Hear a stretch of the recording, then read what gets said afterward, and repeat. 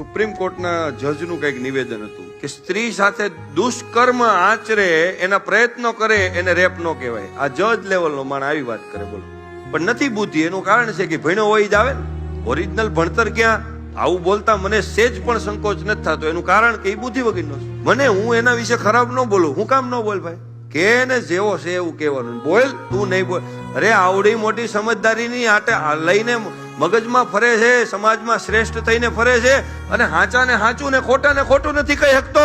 અરે તું નહીં બોલતો કોણ બોલશે? ભલા માણસ મૌન રહ્યા હતા વડીલો. એટલા માટે તો આખી મહાભારત થઈ હતી. એના કારણે કે આ સમયે બોલવું ને એ ભાન હોવીને. ખોટું લાગશે તો નહીં બોલાવે, પણ તું તો બોલ, કારણ કે તને ઉગે છે. બોલ.